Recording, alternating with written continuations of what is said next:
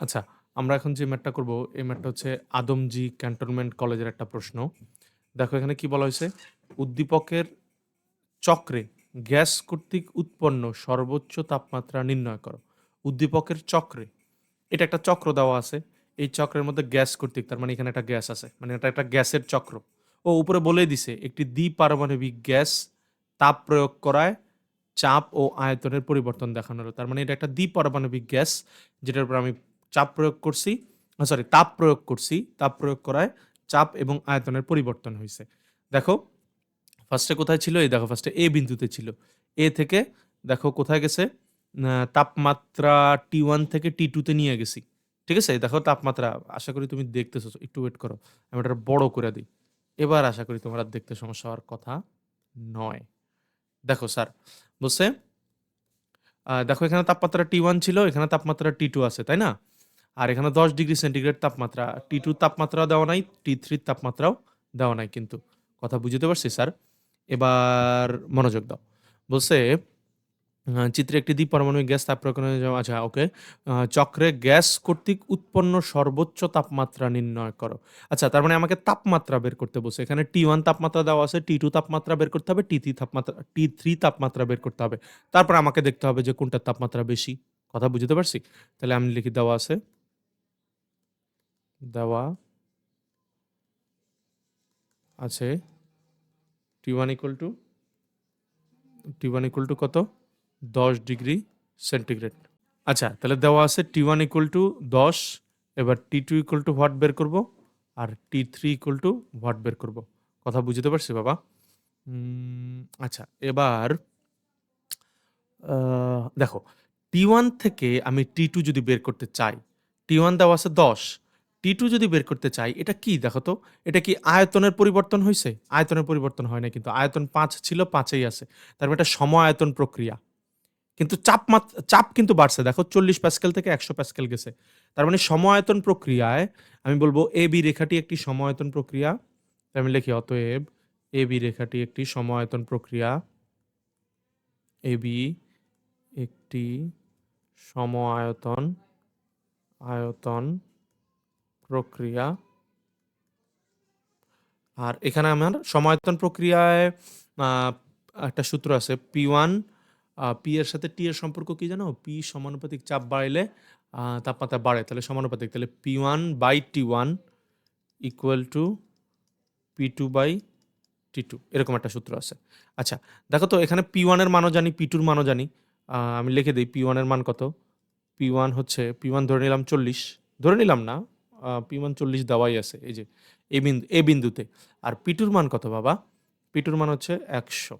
P2 মান হচ্ছে 100 Pascal, 100 Pascal. T1 এর মান কত? T1 এর মান হচ্ছে 10 ডিগ্রি প্লাস 273। তার মানে 10 যোগ 273 মানে 283 ক্যালভিন। 283 ক্যালভিন। T2 কত এখান থেকে বের করে নিব। কথা বুঝো নাই? তাহলে T2 ইকুয়াল টু আমার কত আসবে? আমি আর ক্যালকুলেশন না করে আমি সরাসরি বের করে ফেলি। তোমরা তো এগুলো ক্যালকুলেট করতেই পারবা। এই যে T2টা, আচ্ছা তা করে দেই। P2টার এই জায়গায় নিয়ে আসলাম, P1টার এই জায়গায় নিয়ে আসলাম। আর T1 এখানে ভাগ আকারে আছে, এই পাশে গেলে গুণ। দেখো তো এবার সব মান টান বসাই, আমার অ্যান্সার কত আসবে? P2 মান কত? P2 মান হচ্ছে 100। তাহলে 283 গুণ 100 ডিভাইডেড বাই কত? Divided by 40। এখান থেকে আমার T2 মান আসে হচ্ছে 707.5, 707.5 ক্যালভিন। কথা বুঝছো? আর এটা ডিগ্রি সেন্টিগ্রেডে নিয়ে গেলে কত হবে? 273 বাদ দিয়ে দিবা। বাদ দিলে আসবে হচ্ছে 434.5, 434.5 ডিগ্রি সেন্টিগ্রেড। কথা বুঝতে পারছি? তার মানে দেখো আমি এবি রেখার জন্য কিন্তু T2 পেয়ে গেলাম, T2 পেয়ে গেলাম কিন্তু। এবার আমার কিন্তু T3 বের করতে হবে। কথা বুঝতে পারছি স্যার? এখন তুমি বলবো স্যার ডিগ্রি সেন্টিগ্রেডে আবার কেন আনছেন? কারণ T1 ডিগ্রি সেন্টিগ্রেডে দেওয়া আছে, এই জন্য T2রেও ডিগ্রি সেন্টিগ্রেডে নিয়ে আসছি। আচ্ছা এবার দেখো, এবার একটা ভালো একটা বুদ্ধি খাটাইতে হবে তোমার। আমার এইখানে বলছে যে T3 বের করতে হবে। T3 কোন রেখাটা? বিসি রেখায় T3 বের করতে পারবা। বিসি রেখা দিয়া দেখো T3 তুমি দুইটা রেখা দিয়া বের করতে পারবা, বিসি রেখা দিয়া অথবা এসি রেখা দিয়া। কিন্তু বিলিভ করো স্যার, বিসি রেখা দিয়া তুমি করতে পারবা না। কেন করতে পারবে না বলো তো? কারণ বিসি রেখায় দেখো তো, বিসি রেখায় তুমি T2 জানো, T3 তুমি বের করবা। ঠিক আছে? এইখানে ছিল সম আয়তন প্রক্রিয়া, এবি রেখা ছিল সম আয়তন প্রক্রিয়া। বিসি রেখা কোন আয়তন প্রক্রিয়া দিবা বলো? আমরা জানি 4 ধরনের প্রক্রিয়া আছে। একটা হচ্ছে সম আয়তন, একটা হচ্ছে সমচাপ, এরপর হচ্ছে সমষ্ণ, একটা হচ্ছে রুদ্ধতাপীয়। বিসি রেখাটা কোন প্রক্রিয়ার মধ্যে পড়ে তুমি কি জানো?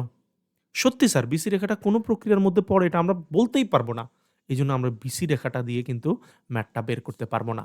কিন্তু আমি যদি T3 বের করতে চাই তাহলে কিন্তু আমি এসি রেখা দিয়ে বের করতে পারবো। তাহলে অতএব লিখি এসি, এসি একটি, এসি কি প্রক্রিয়া বলো তো স্যার? এসি একটি সমচাপ প্রক্রিয়া। কারণটা কি? কারণ দেখো এ বিন্দুতেও চাপ হচ্ছে 40 প্যাসকেল, সি বিন্দুতেও চাপ হচ্ছে 40 Pascal. Is it clear my friend? যেহেতু সেইম চাপে আছে, তার মানে এটা একটা সমচাপ প্রক্রিয়া। তাহলে এই কথাটা লিখে ফেলি, এসি একটি সমচাপ প্রক্রিয়া, সমচাপ প্রক্রিয়া, প্রক্রিয়া। তাহলে সমচাপ প্রক্রিয়া কোন সূত্র মানি চলো তো? বুদ্ধি খাটাই। সমচাপ প্রক্রিয়া আমরা সূত্র মানি হচ্ছে V1/T1 ইকুয়াল টু V2/T2, এই সূত্রটা। কিন্তু এখানে V2/T2 তো বসাবো না, কারণ আমি তো T2 বের করতে চাই না, আমি তো T3 বের করতে চাই। তাহলে এটা হবে V3/T3। কথা বুঝতে পারছি? V3 by V3/T3। এখান থেকে আমি T3 বের করবো। তাহলে T3 ইকুয়াল টু কত হবে? V1 এই জায়গায় চলে আসবে, তাহলে V3/V1। আর T1 এখানে ভাগ আকারে আছে, T1 যদি ওই পাশে চলে যায় তাহলে T1 কি গুণ আকারে চলে আসবে। এখন V3-র মান কত বাবা? V3-র মান দেখো 15 মিটার কিউব দেওয়া আছে, এই দেখছো 15 মিটার কিউব দেওয়া আছে, তার মানে V3 হবে 15। V1 কত? V1 হচ্ছে 5, শুরুতে কত ছিল? 5। আর ইয়ার মান কত বলো তো? T1 এর মান কত? T1 এর কেলভিনের মান হচ্ছে 283 ইন্টু 283। সব মিলে হিসাব নিকাশ করলে কত আসবে? 283 ইন্টু 15 ডিভাইডেড বাই 5, 849, 849 ক্যালভিন। এটাকে টেম্পারেচারে নিয়ে গেলে কত আসে রে ডিগ্রি সেন্টিগ্রেডে? 576, 576 degree centigrade. তাহলে এবার বলো কার তাপমাত্রা সবচেয়ে বেশি? T3-র তাপমাত্রা সবচেয়ে বেশি, তারপরে হচ্ছে বলছে না সর্বোচ্চ তাপমাত্রা নির্ণয় করো, সর্বোচ্চ তাপমাত্রা T3, T3 হচ্ছে 576। এরপরে কার তাপমাত্রা? এরপর হচ্ছে T2-র তাপমাত্রা, এরপর হচ্ছে T1-এর তাপমাত্রা। তার মানে অতএব সর্বোচ্চ তাপমাত্রা, সর্বোচ্চ তাপমাত্রা, তাপমাত্রা কত বাবা? 576 ডিগ্রি সেন্টিগ্রেড। শেষ, ম্যাটটা শেষ। আশা করি বুঝছো বাবা। আচ্ছা, আমরা চলো তাহলে ঘ নাম্বার ম্যাথটা স্টার্ট করি। ঘ নাম্বার ম্যাথে বসে এবি প্রক্রিয়ায় কৃত কাজ সিএ প্রক্রিয়ায় কাজের চেয়ে বেশি। এবি প্রক্রিয়ায় কৃত কাজ সিএ প্রক্রিয়ায় কাজের চেয়ে বেশি, সত্যতা যাচাই করতে। তার মানে এবি প্রক্রিয়া আমি একবার কাজ করব, আবার সিএ প্রক্রিয়া একবার কাজ করব। তো চলো আগে এবি প্রক্রিয়াটাতেই বের করি। লিখি এবি প্রক্রিয়ায়, এবি প্রক্রিয়াটা কি বলতো? এবি প্রক্রিয়া হচ্ছে সম আয়তন প্রক্রিয়া, তাই না? কারণ আয়তন সমান থাকে। আর সম আয়তন প্রক্রিয়ায় কৃত কাজের সূত্র কি? আচ্ছা দাঁড়াও লিখে দিতেছি। এবি প্রক্রিয়ায়, প্রক্রিয়ায় ব্র্যাকেটে কি লিখবো? এবি প্রক্রিয়া হচ্ছে সম আয়তন প্রক্রিয়া, সম আয়তন। এবি প্রক্রিয়াটা হচ্ছে সম আয়তন। তাহলে লেখো এবি প্রক্রিয়ায় কৃত কাজ, কৃত কাজ। সম আয়তন প্রক্রিয়ায় কৃত কাজের সূত্র কি বলতো? আমরা একটা সূত্র জানি, DW ইকুয়াল টু পিডিভি, কৃত কাজ, তাই না? DW equal to P into DV, এটা কিন্তু আমরা জানি। এটা কিন্তু এটা কোথা থেকে আসছে বলতো এই সূত্রটা? তো এই যে এই সূত্রটা DQ equal to DU plus DW. তো আমাকে কৃত কাজ বলছে, কৃত কাজ তো শুধু ডিডাব্লিউ। আর ডিডাব্লিউ ইকুয়াল টু আমরা জানি পি ডিভি, এরকম একটা সূত্র জানি। আচ্ছা বাবা, তোমরা আবার এগুলি বলিও না স্যার এটা কেমনে পাইলেন, এগুলি তোমরা পড়ছো, এটা তাপগতিবিদ্যার প্রথম সূত্র থেকে আসছে। ঠিক আছে বাবা? সমায়তন প্রক্রিয়া, তুমি যদি ভুলে যাও তাহলে সমায়তন প্রক্রিয়াটা কি সেটা একটু ভালো করে পড়ে নাও।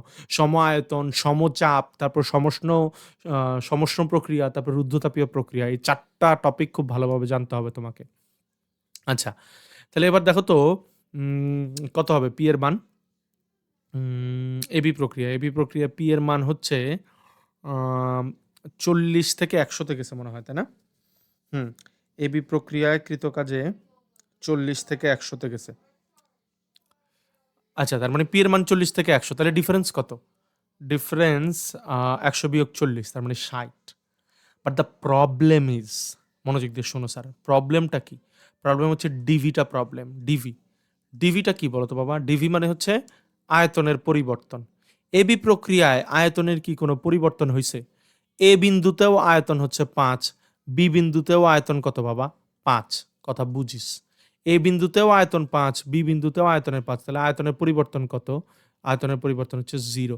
তাহলে 0 এর সাথে কোনো কিছু গুণ করলে কিন্তু 0 হয়। তার মানে এ বি প্রক্রিয়ায় কৃত কাজটা হচ্ছে কত? 0। কথা বুঝতে পারছি? এবার তাহলে আমি বের করব কি প্রক্রিয়া জানো? সিএ প্রক্রিয়ায়। কৃত কাজ সিএ প্রক্রিয়ায় কাজের চেয়ে বেশি। আচ্ছা, তাহলে এবার সিএ প্রক্রিয়াটা কি বাবা? সিএ প্রক্রিয়াটা হচ্ছে সমচাপ প্রক্রিয়া। এটা হচ্ছে সমচাপ প্রক্রিয়া। সমচাপ প্রক্রিয়া। তাহলে সিএ প্রক্রিয়ায় কৃত কাজ।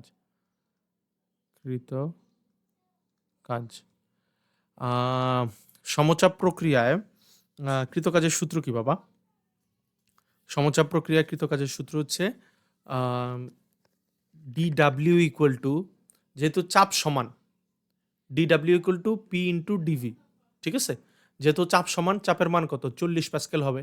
আর আয়তন, ডিভি মানে কি? আয়তনের পরিবর্তন। আয়তনের পরিবর্তন কত? 15 থেকে 5-এ আসছে। তাহলে 15 বিয়োগ 5 করলে অ্যান্সার আসা পড়বে। দেখো তো কাজ কত আসে। DW equal to P into DV. P এর মান কত? 40 প্যাসকেল, বা 40ই থাকুক, প্যাসকেল লেখার দরকার নেই আপাতত। 40 ইন্টু ডিভির মান কত স্যার? ডিভি হচ্ছে আয়তন, শেষ আয়তন থেকে শুরুর আয়তন বাদ দিয়ে দিব। শেষ আয়তন কত? V A minus V C. 40 into V এর মান কত? ভি এর মান 5, আর ভিসির মান কত? ভিসির মান 15। তাহলে কত হবে? 40 ইন্টু -10 গুণ করলে -40। তাহলে কৃতকাজের একক হবে কত? -40, 40 না সরি, -400 জুল।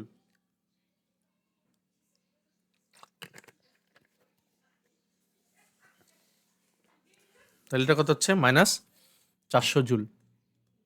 তাহলে দেখো এবি প্রক্রিয়াকৃত কাজ কত? 0 জুল। আর সিএ প্রক্রিয়াকৃত কাজ কত? -400। সুতরাং এবি প্রক্রিয়ায় কৃত কাজ সিএ প্রক্রিয়ার থেকে বেশি। প্রক্রিয়ার থেকে বেশি। ব্যাস, বুঝতে পারছি স্যার?